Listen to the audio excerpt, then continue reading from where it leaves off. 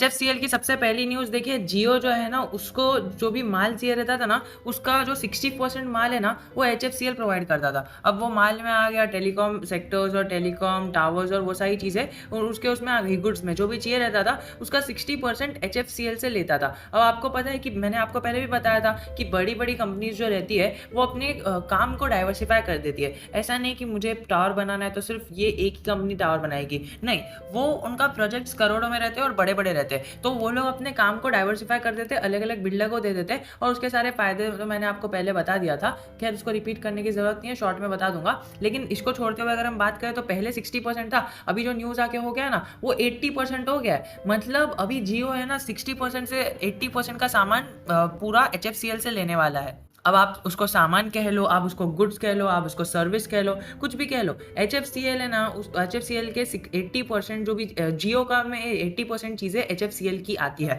तो आप समझ सकते हो जियो कितनी बड़ी कंपनी है, वो मुझे आपको बताने की ज़रूरत नहीं है। हर एक बंदा बच्चा बच्चा जानता है जियो कितना है। उसका 80% सामान अगर एचएफसीएल जैसी कोई बड़ी कंपनी देगी तो आप समझ सकते हो कि कितना बड़ा इसके अंदर मूव आ सकता है। देखिए इसके अंदर है ना हमें गूगल में पिवट पॉइंट के लेवल्स भी दिखाए रहते हैं। अगर हम गूगल के पिवट पॉइंट के लेवल्स की बात करें ना, देखिए आपको ये सारी चीज़ें नोटिस करने की रहती है और वही मैं आपको करवा रहा हूँ। देखिए सबसे पहले तो आप ये देख लीजिए, ये बीच में आपको लाइन दिख रही है और ये एक लाइन दिख रही है और एक ये लाइन दिख रही है। मैंने आपको बताया था कि ये जो ब्लैक कलर से मैंने आपको लाइन बताया ना, ये वाली लाइन है ना हमारी एक मिडल लाइन की तरह काम करती है। ये ऊपर वाली लाइन हमारी रेजिस्टेंस होती है और नीचे वाली लाइन हमारी सपोर्ट होती है। तो क्या होता है ना, ये जो बीच वाली लाइन है ना, ये बीच वाली लाइन देखिए एकदम हल्के से बनी हुई है, वो होती है हमारी मिडल लाइन। और उसी को है ना बार बार वो रेजिस्टेंस फेस कर रहा था स्टॉक, और जैसे ही उधर से उसने ऊपर गया, मैंने आपको वीडियो बना के आपको बता दिया था। और खैर वो सारी चीज़ों को छोड़ते हुए मैंने आपको बताया कि यहाँ से ऊपर जाएगा एंड देन उसी लेवल से उसने बाउंस बैक दिया। आप देख सकते हो जिस लेवल से अभी हमने देखा कि ओके पिछले 5 दिनों में एचएफसीएल ने बड़ी अपर मूवमेंट दी।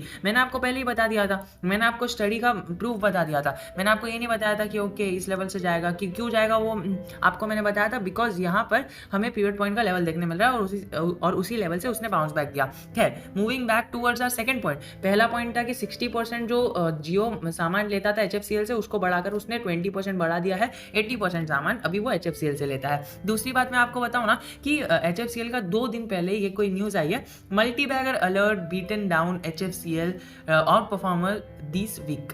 इसका मतलब सिंपल सा है कि मल्टी बैगर रिटर्न्स देने के चालू कर दिया इसने। मतलब हमें तो पहले से पता था कि स्टॉक मल्टी बैगर है ही, बिकॉज इसमें 5G की कंपनी में इसने इन्वेस्ट किया है। मतलब 5G का सारा माल यही सप्लाई करता है, और मतलब खाली यही नहीं, बहुत सारी कंपनीज है, बट जो एक्सीलेंसी चाहिए रहती है ना, वो हमने इसके फंडामेंटल एनालिसिस वाले वीडियो में बताया था कि कौन सी एक्सीलेंसी चाहिए रहती है और किस तरह के प्रोडक्ट्स चाहिए रहते हैं। और आगे अगर हम देखें ना तो एचएफसीएल इसने है ना पिछले वीक में 15% ऊपर गया। 5 डे का चार्ट पैटर्न गूगल पे ओपन किया और मैंने आपको बता दिया 14.44% ऊपर गया। और न्यूज़ 2-3 दिन पहले आई थी तो वो आप एडजस्ट करके चलो, तो 15% के अराउंड उसने मतलब एक 50% के अराउंड उसने अपर मूवमेंट दी। सेकेंडली अगर हम बात करें ना तो पिछले 3 ट्रेडिंग सेशन से स्टॉक है ना अपर सर्किट में ही लॉक हो रहा है। और जो अभी हमारे फ्राइडे का ट्रेडिंग सेशन गया उसके अंदर उसने थोड़ी मूवमेंट दी, लेकिन अगर आप देखो तो ओवरऑल 3 ट्रेडिंग सेशन से इसने अपर मूवमेंट ही दी है और अभी ये रुकने वाला नहीं है। इसने बता दिया कि ओके एजीएम लिस्ट में हूँ मैं, एएसएम लिस्ट में हूँ, तो एएसएम लिस्ट में होने से इतना कुछ मुझे फर्क नहीं पड़ता है। अभी सारे इन्वेस्टर्स को पता चल गया जो मेरे अंदर है, जिसने इसके अंदर इन्वेस्ट किया है, कि एएसएम लिस्ट में आने से कुछ फर्क इतना नहीं पड़ता है। हाँ वो 5% के सर्किट लगते हैं, नहीं तो फिर अगर 5% एएसएम में नहीं होता तो 5% के सर्किट नहीं लगते। और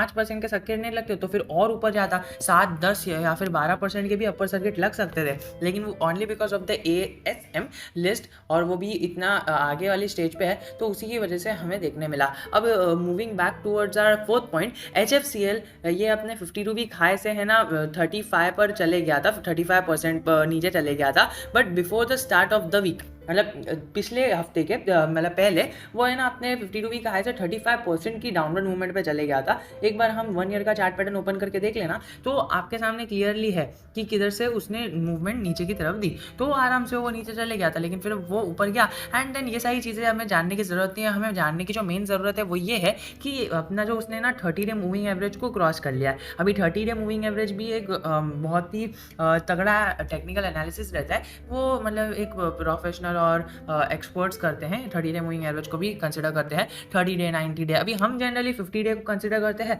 100 डे को कर सकते हैं, और हम लोग जनरली 200 को करते हैं। 50 डे के बाद 30 डे 90 डे को इतना नहीं करते हैं, लेकिन 30 डे और 90 डे की भी अपनी ही एक जगह है। अगर हम देखें ना तो cross over about 90 day moving average on weekly chart the stock is still trading about the 30 day moving average. तो 30 डे मूविंग एवरेज के ऊपर ही है और अभी वो रुकने वाला नहीं है, वो अभी ऊपर ही जाएगा। दूसरी अगर हम बात करें, उसने आउटस्टैंडिंग रिजल्ट पेश किया, लेकिन जो आप जानने के लिए आया हो मैं बता दूं आपको कि 19 सितंबर के बाद है ना, आपको यहाँ पर 19-20 सितंबर के बाद आपको एजीएम देखने मिलेगा, एनुअल जनरल मीटिंग देखने मिलेगा। क्योंकि आप देखो ना, मैंने आपके सामने लिस्ट ओपन कर दी है कितने टाइम पे इसने एजीएम दिया है। देखिए लेफ्ट साइड में जो है वो अनाउंसमेंट डेट है, मतलब ये जो लेफ्ट साइड में आपको पैटर्न दिख रहा है ना, वो अनाउंसमेंट डेट दिख रहा है। तो देखिए पिछले साल 18 तारीख को ही 18 अगस्त को इसने डिक्लेयर कर दिया था हमारा एजीएम कभी है, उसके पहले 28 को किया था, और आज क्या डेट चल रही है, आज 29 चल रही है। तो ऐसा है ना, वो हमारा कितने आराम से कुछ अगस्त के एंड तक वो बता ही देता है, बट स्टिल हमें अभी तक देखने नहीं मिली है।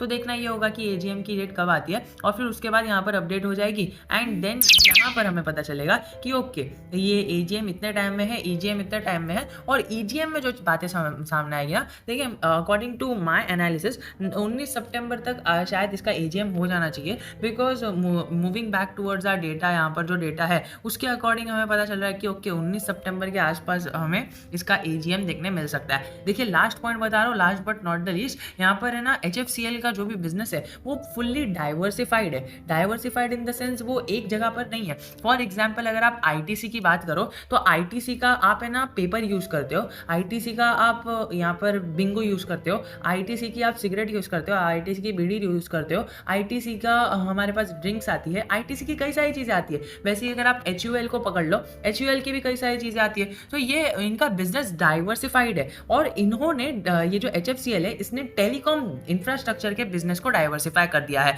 अगर हम बात करें इसका जो स्पैनिंग टेलीकॉम इंफ्रास्ट्रक्चर डेवलपमेंट है, उसमें इसने सिस्टमैटिक इंटीग्रेशन किया है और manufacturing of high and telecom equipment. जैसा कि मैंने आपको बताया कि एचएफसीएल की एफिशिएंसी बहुत है, और उसने अपने इक्विपमेंट को इस तरह से डिजाइन किया है कि वो इतना अच्छा परफॉर्म करता है, और मार्केट में उसकी डिमांड है, और उसकी जो ऑर्डर बुक है ना, ऑर्डर बुक उसके अंदर हमें बढ़ोतरी होते हुए देखने मिल रही है। इसका मतलब क्या होता है कि देखो कंपनी को जब भी ऑर्डर बुक आती है, ओके इतने सारे ऑर्डर्स है पेंडिंग, तो ऑर्डर बुक अगर ज्यादा हो कि ऑर्डर्स ज्यादा होंगे तो हमें आगे जाके प्रॉफिट तो होगा ही।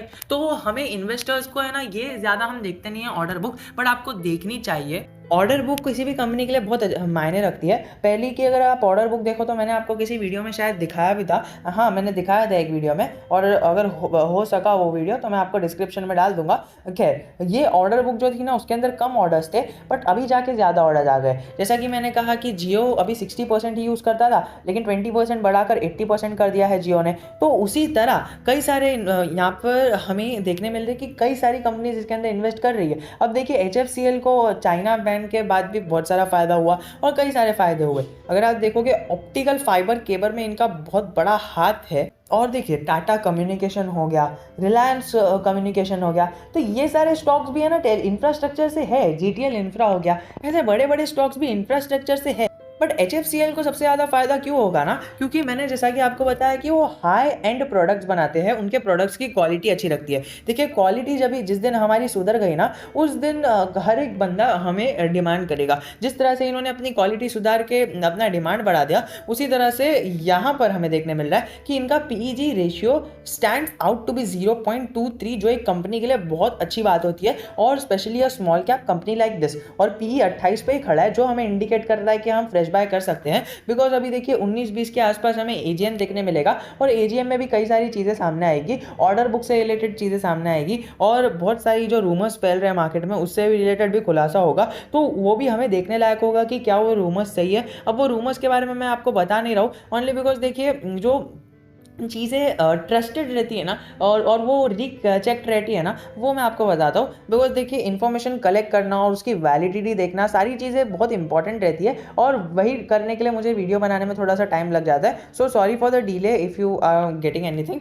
सो अगर मैं आपको बताऊँ ना, तो अगर आपको फ्रेश एंट्री लेनी है तो आप एक बार नज़र डाल लो मार्केट कैप के ऊपर और पी रेशियो के ऊपर। देखिए, सबसे पहले तो मैं आपको बताऊंगा पी रेशियो 28 का है। देखिए, इसने अपने 10,000 के लेवल्स को है ना तोड़ दिया था, मतलब इसका मार्केट कैप 10,000 से ऊपर चले गया था, जो इसको है ना मिड कैप बनाने वाला था। लेकिन उसके बाद से हमें गिरावट देखने मिली। अब देखिए, अब जैसे ही मार्केट कैप इसका 10,000 करोड़ के ऊपर चले जाएगा ना, अभी हमें पता है कि गिरावट जितनी आनी थी वो आ गई, अभी ऊपर जाएगा स्टॉक और अपने पहले वाले हाई को तोड़ देगा। तो क्या है ना, अपना 10,000 के ऊपर तो इसका मार्केट कैप हो ही जाएगा, और फिर बाद में चर्चे में और ज़्यादा आने लगेगा कि ओके, HFCL हमारी मिड कैप कंपनी बन गई, और HFCL के बारे में लोग जानेंगे। एंड जैसे ही लोग जानेंगे तो आपको इस स्टॉक में और लिक्विडिटी देखने मिलेगी, और इसके अंदर अपवर्ड मूवमेंट देखने मिलेगी। तो आप अगर फिंगरो के सब्सक्राइबर हो तो आपको फ़ायदा है। अब देखिए, कई सारे लोग हर एक बंदे के मन में आ रहा है कि ओके, इतनी सारी चीज़ें तो सर क्या मैं खरीद लूँ। अब यही होता है वीडियो को लास्ट तक देखने का फ़ायदा। अब देखिए, आपके पास आप इतनी सारी अच्छी चीज़ें हैं, तो आपको अपॉर्चुनिटी दिख रही है तो आप खरीद लो।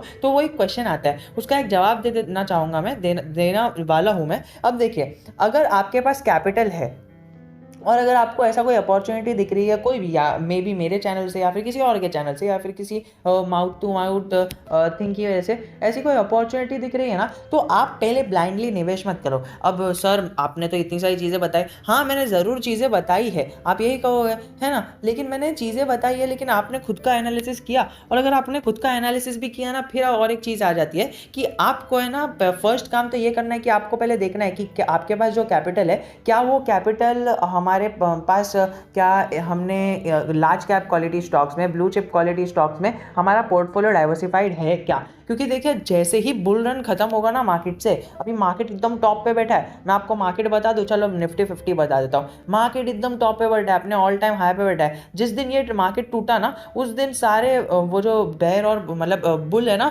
जो भी हमारे रिटेल निवेशक है, वो कांप जाएंगे। बिकॉज देखिए, जैसे ही मार्केट गिरेगा ना, भले ही HFCL या फिर कोई भी स्टॉक में उसका फर्क ना पड़ता हो, मतलब वो रिलेटेड ना हो, बट स्टिल वो क्या होगा ना, हमारा मतलब अभी फॉर एग्जांपल आप पकड़ लो, जैसे ही मार्केट टूटा तो एक रूमर फैल जाता है, और एक मतलब फीलिंग ऑफ स्केरिंग थिंग आ जाती है कि ओके, मार्केट गिर रहा है, मार्केट गिर रहा है। तो मार्केट गिरने के साथ साथ हर एक स्टॉक गिर जाएगा। मार्केट क्रैश में हर एक स्टॉक गिरता है, और अगर वो स्टॉक गिर गया ना, तब वो है ना रिटेल इन्वेस्टर्स और जो बिगनर्स रहते हैं वो फिल्टर आउट हो जाएंगे। और जो भी यहाँ पर जिसने भी लाखों रुपए लगा के रखे हैं ना ऐसे छोटे छोटे स्टॉक में, मैं ये नहीं कह रहा कि HFCL मल्टीबैगर नहीं बनेगा, लेकिन आपको पहले अपने पोर्टफोलियो को लार्ज कैप और मिड कैप क्वालिटी स्टॉक्स में डाइवर्सिफाई करना है। बिकॉज मार्केट गिरे भी ना, तो मिड कैप क्वालिटी स्टॉक्स और लार्ज कैप क्वालिटी स्टॉक्स है ना, यहाँ पर 20 से 30% से ज़्यादा नहीं गिरेंगे, 20% से ज़्यादा गिरेंगे नहीं। मिड कैप क्या, लार्ज कैप को पकड़ लो, लार्ज कैप बहुत ही अच्छा है, ब्लू चिप को पकड़ लो। बिकॉज देखिए, मार्केट तो अपना समझिए फॉर एग्जाम्पल 1 महीना गिरने लग गया,